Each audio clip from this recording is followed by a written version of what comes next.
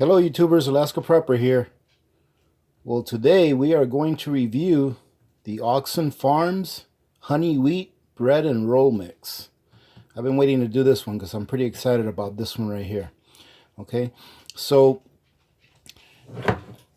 what we're going to do first is, I'm going to go over the ingredients on this and over the preparation instructions before I actually start doing it. But I want to show you what you're going to need in addition to this mix in order to be able to make your bread. So you're going to need some water, and we're going to go over how much water. All right, and let me put this in the microwave. You're going to need some water, and it's going to need to be warm, ladies and gentlemen, because you're going to need to add yeast to this water. All right, and in order for your yeast to be activated, you need to have warm water.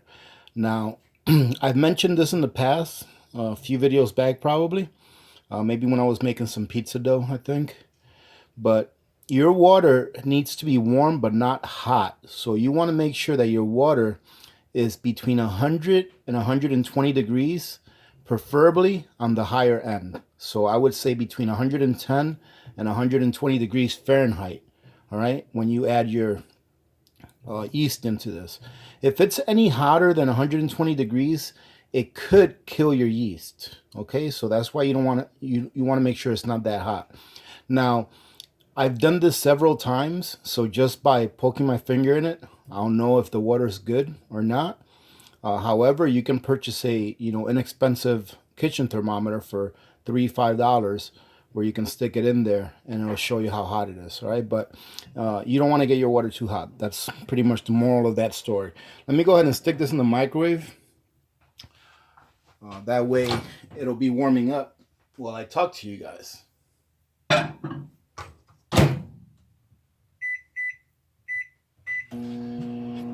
Alrighty, the other thing you're going to need is you're going to need some yeast.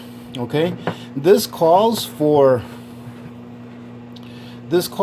instant dry yeast, and I don't have instant dry yeast. All right, I have the active dry yeast, or I'm not sure what to call it, but this is the one where you have to put it in the water and let it come back to life. That's for a lack of a better word. Okay, I know there's another yeast out there, and I have some, but it's packaged up. I'm using this first.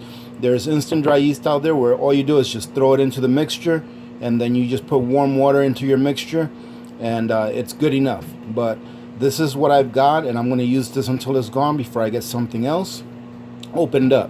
Okay, so with the dry yeast that's not instant, you're going to have to put this inside of your water and make sure that it bubbles up, all right, so that you can bring it back to life.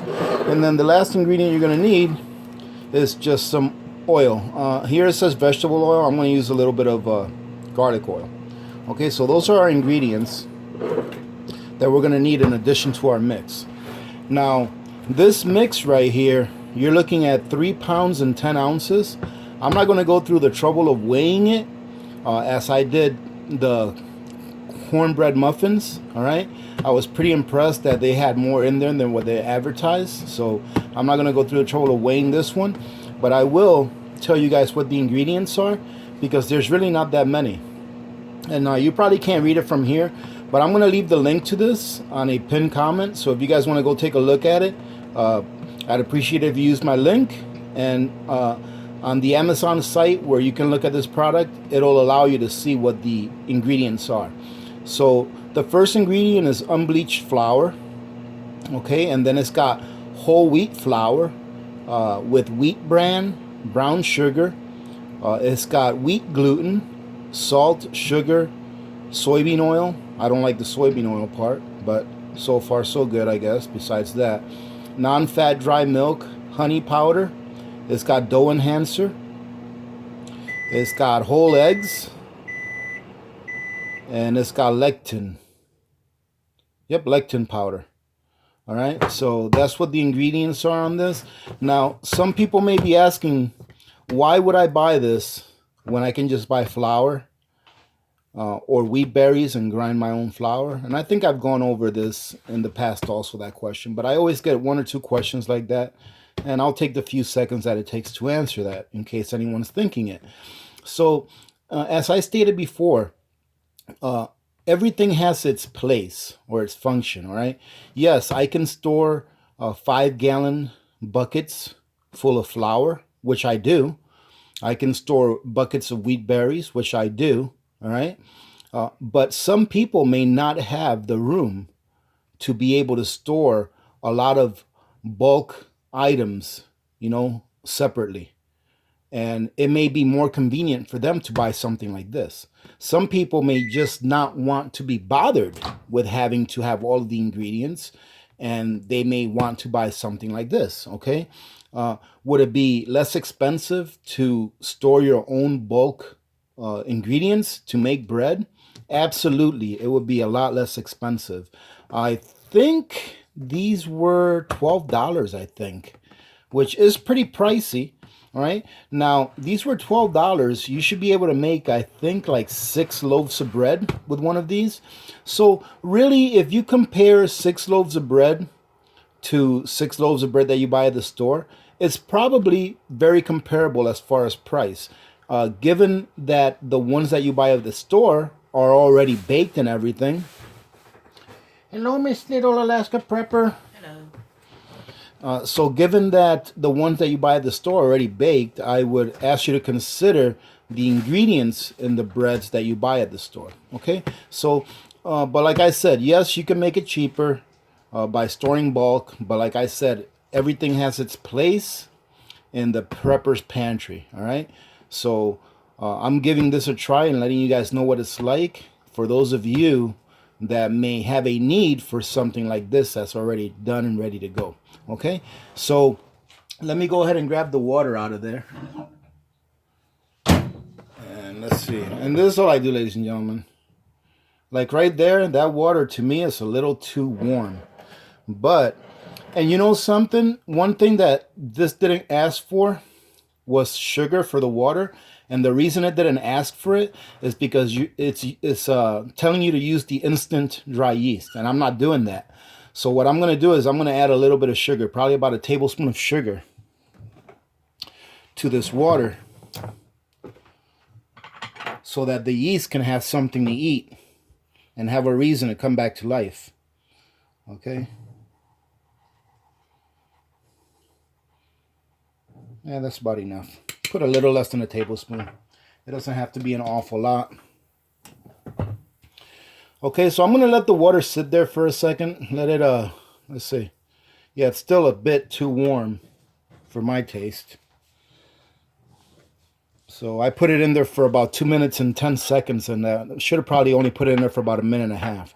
All right, so let's go ahead and show you guys what this looks like, ladies and gentlemen. I already opened it with a can opener. All right, well, here's one oxygen absorber. That's nice to see in there.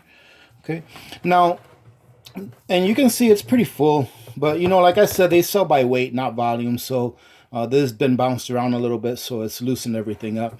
So what this is asking for, the instructions for this is got instruction for a bread maker, and it also has instructions for doing it by hand.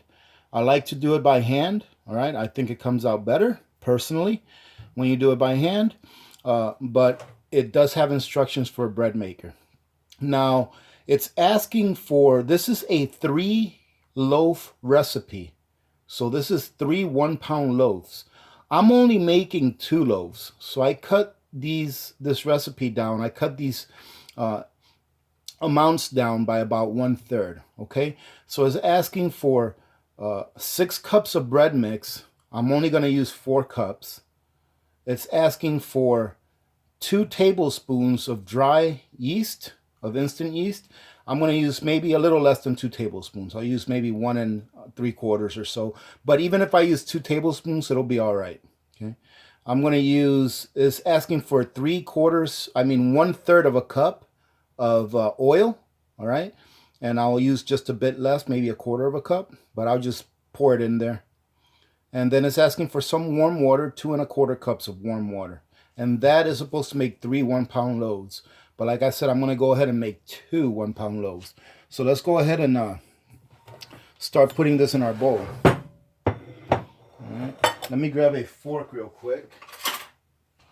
I'm going to stir this water around.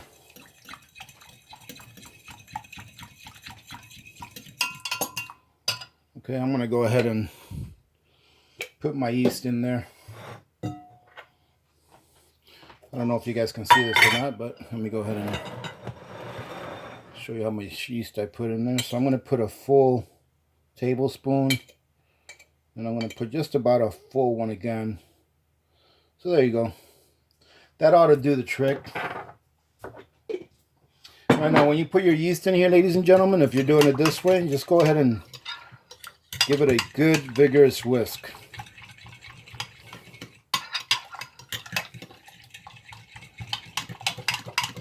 Okay, and all you're going to do now is you're just going to let this sit there, and you'll see when it's ready, you'll see that the top has a little bit of froth or bubbles on the top.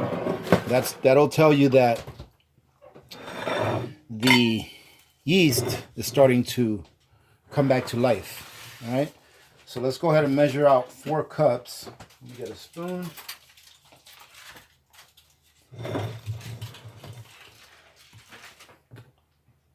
So we're going to measure out 4 cups.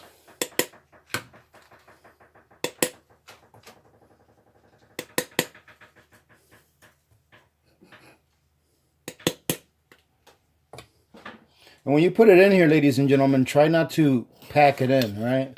That's good. That's 1 cup. Little Miss Alaska Prepper's over here making all sorts of noises.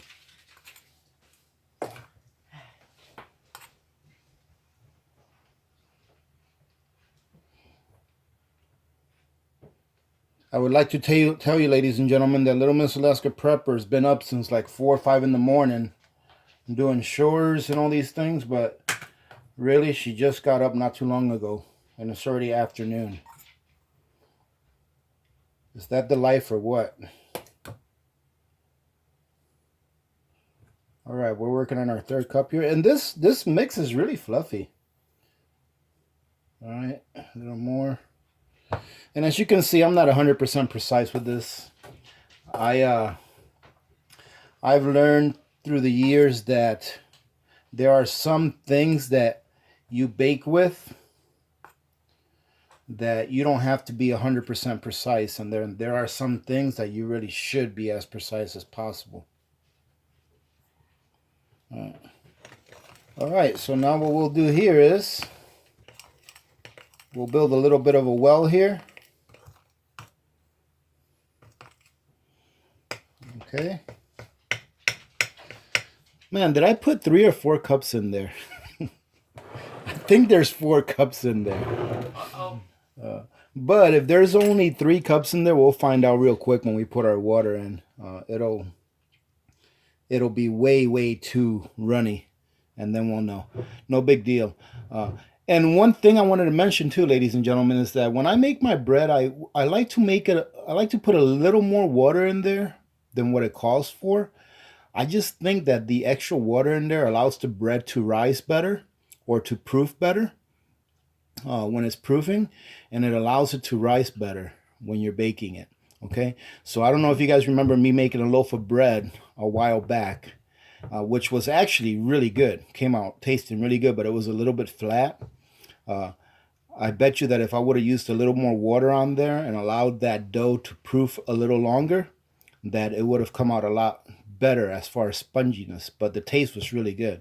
Now, one thing that you want to remember, ladies and gentlemen, is that what gives bread that elasticity or that sponginess is the gluten, okay? And for those of you out there that cannot eat gluten, then this is definitely not for you, okay? However, I do know that if you have a grain mill, that you can mill your rice and make rice bread, okay? Maybe I'll do a video on that one day, okay? But what gives bread that sponginess is the gluten. It's the gluten forming up in there, okay? At a microscopic level, obviously. So and the only way that you can do that is 2 ways. By kneading it and by giving it time, all right? Every time that you allow it to proof, it's allowing that gluten in there to form, all right? So it's allowing the cells of the, it's allowing the walls of the cells of the flour in there to actually break down and allow them to bind together, okay? So that's one thing you want to do. Okay, so now our water here, it could probably use about another 2 or 3 minutes, but I know that it's not going to hurt. Okay, because I am going to allow this a pretty good time to proof. Normally I would say to allow it to proof for until it's about doubled in size, but I'm going to allow it to proof for even longer. All right, I'm going to let it sit there for longer, and I'll probably let this thing proof 2 or 3 times, because allowing it to proof more than once also allows it to gain a better flavor. Okay, so let's go ahead and add our water first. And it looks like a lot of water, but it usually isn't. I'm going to go ahead and grab our stick. Well, you know what? Let's go ahead and put our oil in there while we're already here. And that's about just shy of 1/3 of a cup. Okay. And if you're doing it by hand, ladies and gentlemen, I don't know if you've seen me do this before, but very simple. All you got to do is just grab a stick. All right, wooden spoon. This is actually one of the sticks to one of my scrapers. And all you do is you just stir it around, all right? Don't be in a hurry. If not, you'll make a mess. And nobody likes a messy kitchen. All right, so just stir it around. And here, it might only take about a minute or two for all of this to get mixed up. All right, so it's not an awful lot of work. And it's actually mixing in pretty good. And it's nice and wet too, okay? So this first time around, we're not going to spend a lot of time kneading it, okay? What we're going to do is our goal right now is to get this all combined, all right? And try to get all of that flour exposed to that water that we put in there, right? To the water and to the oil.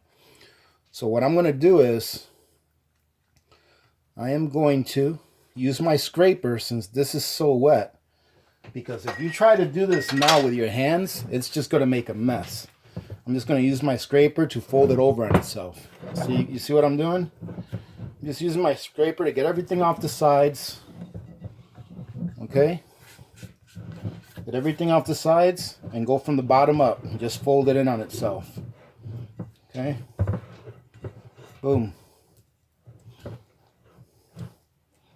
Okay, that's what you're going to do right there. Okay, I'm going to go ahead and get everything off. I need a scraper to scrape my scraper. And let's get this off of here. Okay, I'm going to put this to the side over here. Okay, ladies and gentlemen, so this is our first step. I'm back, ladies and gentlemen. Sorry if the first portion of this video cut off a little short. My camera shut off. But what I did was I put a lid on this, and I put a little bit of oil on top of the lid just in case this rose all the way up. Now, when I said that I wanted this to get all the way high, I forgot that the last time that I made bread, I made like 3 times more than what you're looking at here. I made a 7-cup batch, and that easily rose all the way up to the top. Okay, so that's not going to happen with this, being that this is only a 2-cup. What was that? I forgot however many cups it was. 4 cups. All right, 4 cups instead of the 7. This is already pre-mixed, whereas the last batch that I made of bread that I made was with regular flour, okay? So this is just about twice as much, and it's still very sticky. So let me finish saying what I was saying. I'm sorry. So what I did was I put a lid on this, and I put it on top of my crock pot, and I set it on keep warm, all right? And it's been sitting there for a little over an hour now. What I'm going to do now is I'm going to take it out and give it its first kneading. All right. So what I'm going to do is, this is all the room I have. So what I'm going to do is I already made sure this is nice and clean. Okay. So this surface is nice and clean. I'm going to put a little bit of the flour in here, a little bit of the same mix that I got from Augason Farms in there. I'm going to go ahead and pull this out. So you see, even though it's still really sticky, it's coming out pretty easily, and you can see that it's already starting to take some kind of a shape. As where before it was just a big, really wet blob. So now it's starting to get some kind of a shape. So what we want to remember is when you're doing this, try not to use too much excess flour. I keep my flour bowl my flour right here so that I can dip my hand in it and get some as I need some so that it won't get too sticky. But you don't want to use that much, okay? Let me go ahead and grab this and keep it here just in case. Yeah, good. Just making sure that you guys can see what I'm doing over here. All right, so we're going to go ahead and make sure that we're not going to create a mess with as sticky as it is. Okay. All right, there we go. You just want to knead it for about 5 minutes, okay? And we're going to knead this a couple more times because I really think that letting this rest or letting it proof 2 or 3 times really enhances the flavor and the structure of the bread. As far as how it stays together, it won't be crumbly or anything like that. All right. So on our last kneading, we'll really go to town on it, you know. But right now, we just want to, you know, give it a decent kneading. It doesn't have to be that much. We're still allowing all of the water to hydrate all of this flour, right? Oh, sorry about that, ladies and gentlemen. I don't know if you hear dog, but dog is running around down there. Little Miss Alaska Prepper and Victor took her out for a walk. So you can see, ladies and gentlemen, don't be afraid to use your scraper if you have to, right?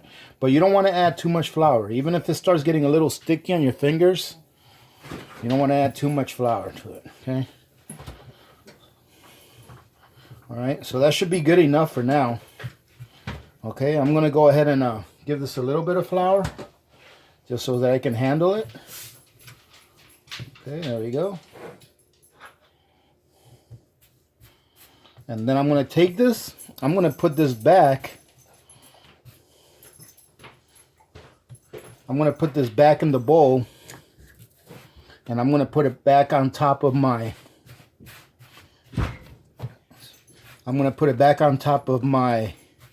crock pot or slow cooker, whatever you guys call it. And we're going to let it get back to a rise again. All right.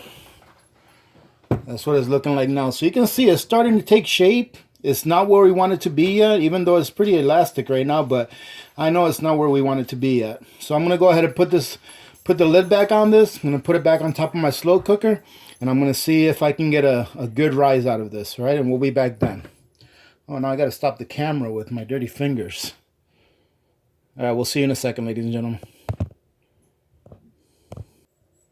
We are back, YouTubers. All right, so this raised about almost twice the amount again.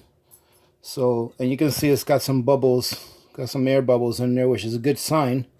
Okay, so at this point here, where I'm doing kind of like my second kneading, is where I'll decide whether I'm going to have to let it do a third rise or whether I'm going to go ahead and form it and put it in its bread pan, okay, or bread pans. So that's going to determine on how stretchy the dough is or how elastic it is. Okay, so what we want to do now is give it a good kneading. Okay, oh, look at that, it's feeling pretty good. Yeah, like right now, ladies and gentlemen, the way that it feels to me, even though it's still a little bit wet, which is good, I think it's a good thing. All right, even though it's still a little bit wet, I think that I'm going to be able to form it now and put it in its container, which in this case is just going to be a bread loaf pan, and then let it rise in the bread loaf pan before putting it in the oven. Okay, so, and it's nice and stretchy too. So I don't bother doing the light test with this. I'm not sure if you guys know what the light test is. But it's when you grab the dough and you stretch it and you keep stretching it and you see if you can see like light through it, because this one is wheat. And right now it wouldn't pass the light test, but with it being whole wheat, it'd be a lot more difficult for it to pass the light test than if you were just using regular bleached flour. Like when I made dough the other day, when I was making pizza over here, I was able to do the light test with it really easily. And it didn't take that long. I only did one knead on that. Okay. So, and as you can see, ladies and gentlemen, you see me dipping my hands in there and getting a little flour out. But it's really not a lot. It's a very small amount. And from what this looks like, it's looking like with the amount of flour left in here, or product left in here, it looks like you'd be able to make at least 6 loaves of bread with this. Okay? And so you guys can value what 6 loaves of bread would cost you if you bought it pre-made, or what it would cost you to make it using bulk products, to what it would cost you if you use this. Okay? But it's like I said, everything has its use and its purpose and its place in the long-term food storage pantry, right? Okay, so I'm not going to beat it anymore. This looks pretty good. All right, I'm just going to shape this right here into a ball.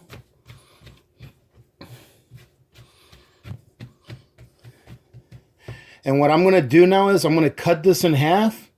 I'm going to shape both sides into a ball, and then I'm going to go grab a bread pan. And let me grab a knife. I'm going to grab a bread pan, and I'm going to put these in it.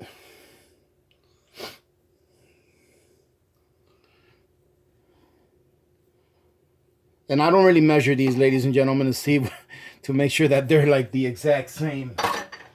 To make sure that they're like the exact same size. It doesn't matter to me if one loaf is a little bit bigger or smaller than the other.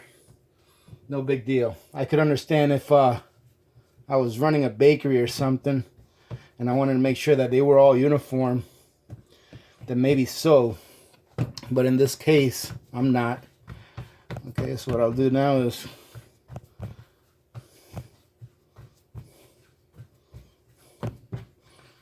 okay, there we go. That's one loaf. Okay. I'm going to go ahead and sprinkle this.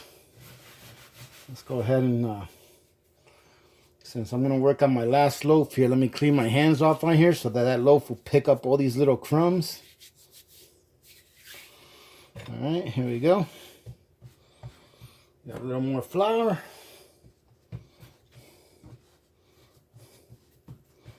Okay.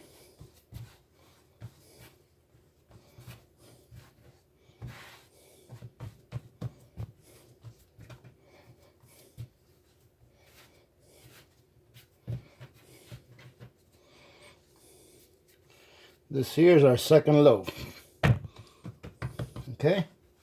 Now, as you can see, this loaf is a little bit smaller. I'm thinking of maybe just taking both of them and putting them in one pan, you know, so it can be a really nice big loaf. I think that would come out really good. I think that's what I'll do. I think I'll only make one loaf. That way it can be nice and big. So, ladies and gentlemen, I'm going to go ahead and shut off here for a second. I'm going to get a couple of bread pans, and I'm going to go ahead and grease the bread pans with butter, okay? You guys know I like my butter, so I'm going to grease the bread pans with butter, and I'll be back in a second to show you guys how I do that. All right, ladies and gentlemen, I got my bread pan. I've got a really nice coat on it with butter, okay? And I've decided to use this, all right? Even though this is supposed to make 2 loaves, I think it's small enough or not that big where I can put it in one bread pan. So we'll see what happens with that, all right?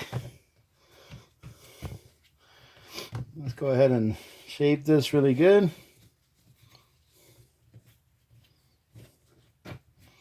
I actually think this is going to be too big, but you know what? We're going to go with it. All right, so here it is. We just drop it in there. Oh yeah, this is going to be really nice. This is going to make a really nice big loaf.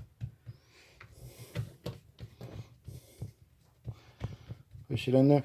So now what I'm going to do with this, ladies and gentlemen, is I'm going to go ahead and I'm going to place this inside of my slow cooker. All right. I'm going to place it inside of my slow cooker. However, I am going to get a few rings of a few jar rings, you know, cannon jar rings, put them on the bottom of the slow cooker, and then put this on top of the rings, okay, and let it rise. All right. So I'm not sure how long that's going to take for this to rise, but I'm going to let it rise to at least an inch above the rim. All right. Once it's about an inch above the rim, I'm going to go ahead and grab it, or maybe an inch and a half, depending. I'll go ahead and grab it, and then I'll put it in the oven. So I'll be back when this thing has risen. So I'm just going to put a coat of oil on this. Actually, let me put a coat of oil on it now. You want to put a little bit of oil on here so that it won't build too much of a crust. All right, there we go.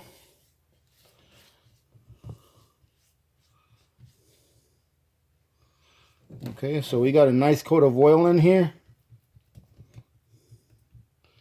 There we go. And like I said, I'm going to grab a couple of cannon jar rings. I'm going to put them in the bottom of my slow cooker.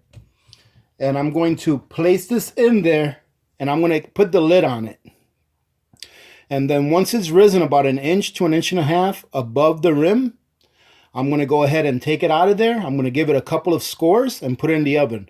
But I'm going to bring you guys back after this has risen so you can take a look at it and see what it looks like after it's risen. Okay, so we'll see you guys in a few. All right, we're back, ladies and gentlemen. And let me tell you what, I'm not very happy with these results, but we're going to see what happens with it. I've had this proofing inside of my slow cooker at the coolest level for about a couple hours now, and it's only risen maybe about 3/4 of an inch, maybe. But this is all I'm going to wait. I'm going to go ahead and take this, and I'm going to put it in the actual oven.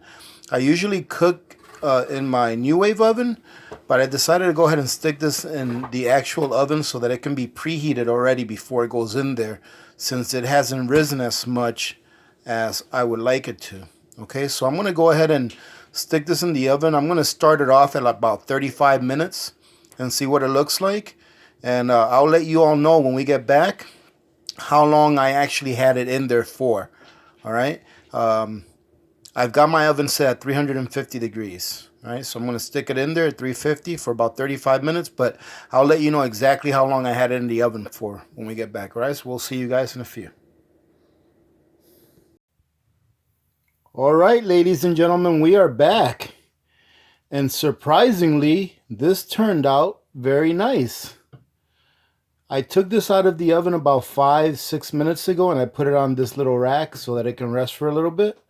And now it's not so hot, or it's warm enough or cool enough to where I can cut into it and show you guys what it looks like inside and do a little taste test.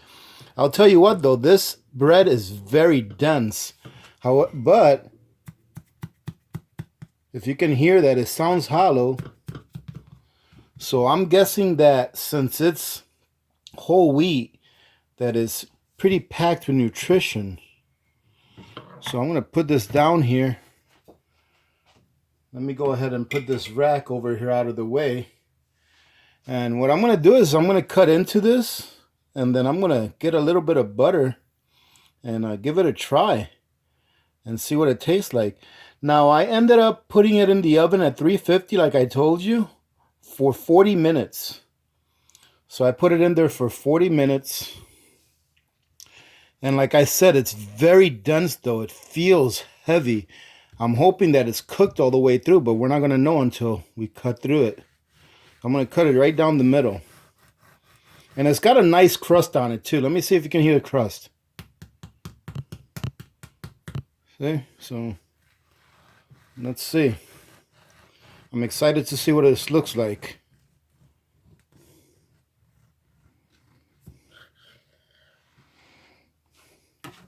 Wow, this bread is really dense, but it looks really nice.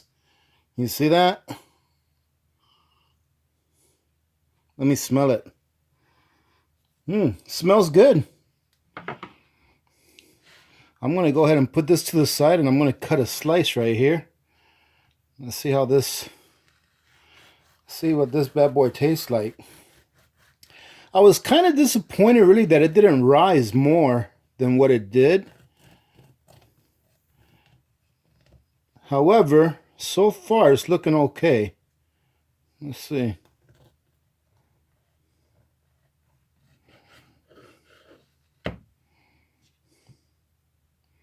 Oh yeah, it's very dense. Let me see if I can show you guys what this looks like.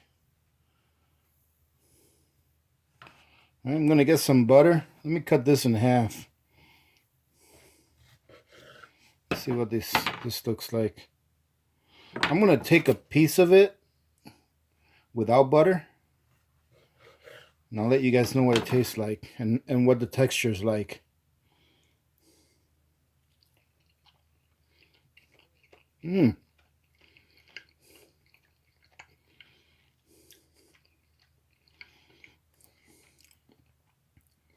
It definitely tastes like whole wheat. And it's got I think you can taste the honey in it just a little bit. But it's a dense flavor too, all right? I'm normally used to not eating whole wheat bread, all right? So if I were to make this in the future, I would probably mix in half and half with regular flour and this mix, because it doesn't taste bad. It's almost got a little bit of a sweet taste to it, but not sweet like as in dessert sweet. You know, it's got a little taste in the background, sweetness. That might be from the honey powder that they've got in it. And it's very spongy. It has a decent flavor to it. I think this bread would make awesome French toast. Let's get a little bit of butter. Let's take a look here and see what this, let's put it on here.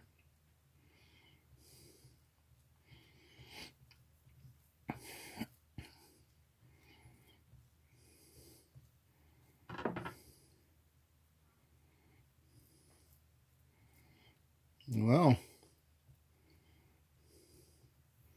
I'm going to let that butter sit there, and then I'll put a little bit of butter on this piece here.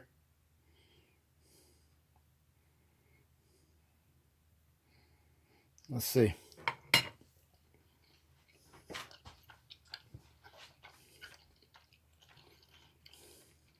Well, you already knew, ladies and gentlemen, that butter makes everything better. And that was good enough for me to have another piece. Absolutely.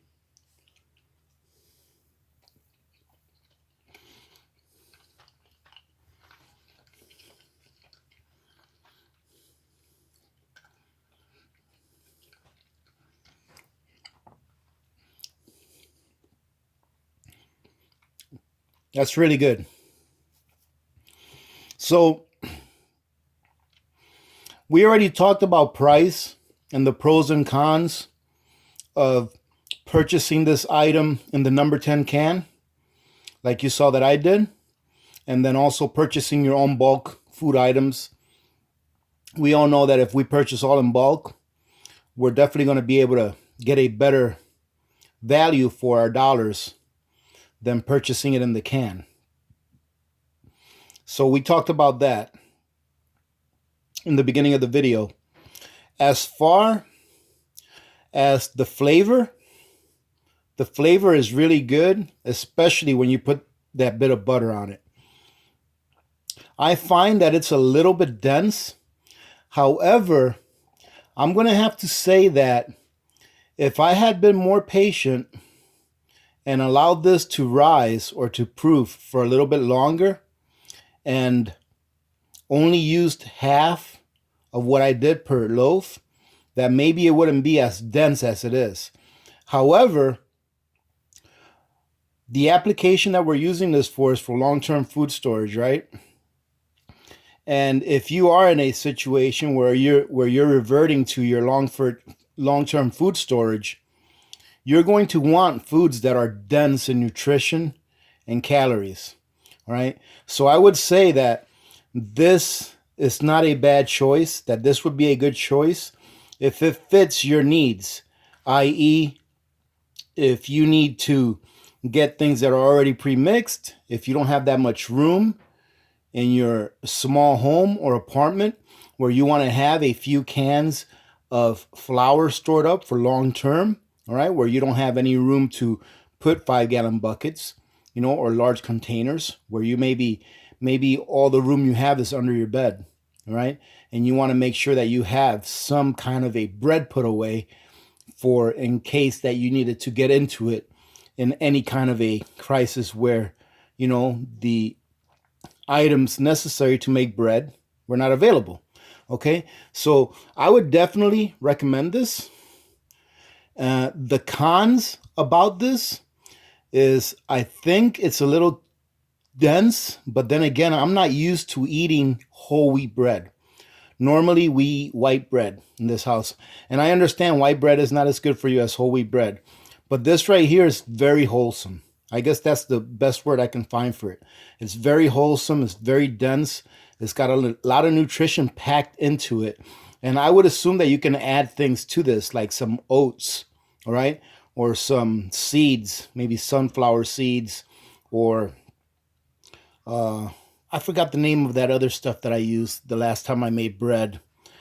Flaxseed, yeah, or some flaxseed. You can add things like that to this to make it a lot more nutritious than what it is on its own.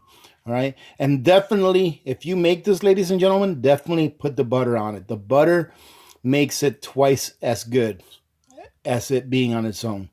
Okay. So, ladies and gentlemen, I hope you got something out of this. I hope that if you guys give this a look, give a look, and if you decide to get one, please try it. If you decide to get one of these to try it out, please try it out and see if you would like it. Okay, because you never know. This might be the perfect product for you, and it may not.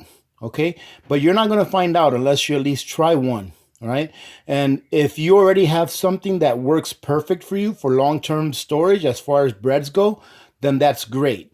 But this is intended for people that may not have the same options that other people may have as far as storage capacity. All right. So this was the Augason Farms. What's the actual name of this thing? Let me look at it. It's the Augason Farms Honey Wheat Bread and Roll Mix. All right. All right, ladies, I hope you enjoyed this review. Like I said, give it a try. This would be great with a bowl of chili. Oh, you know what? Before I forget, I'm not sure if I'll make a video about this. Maybe I will, and I'll put it up on Monday or Tuesday. But if you guys go to Rural Paradise, if you go over to her channel, she's got a recipe for I think it's like a taco soup or a tortilla soup, something like that. That I'm gonna hack tomorrow. So I'm taking her recipe and I'm gonna hack it and I'm gonna make it my own because the way she made it looks really, really good. But I have some ideas on what I would like to do to it, and it's a slow cooker recipe. All right, so it's like a crock pot recipe. And tomorrow I'm gonna cook it, and I'm gonna make a few changes to what she did to it to see how it comes out. So go over to Rural Paradise's channel and check it out. And go check out her channel anyways. I know I haven't shouted out her channel in a long time. I shouted it out a long time ago, but we've got a lot of new subscribers now. So go take a look at her channel. Like I said, it's Rural Paradise. I'll try to remember to leave a card, all right, up above so that you guys can go check it out. All right, and if you like it and enjoy it, go ahead and subscribe and support her because she's been a community member of the AP community here for a very long time. All right. And also go check out her channel.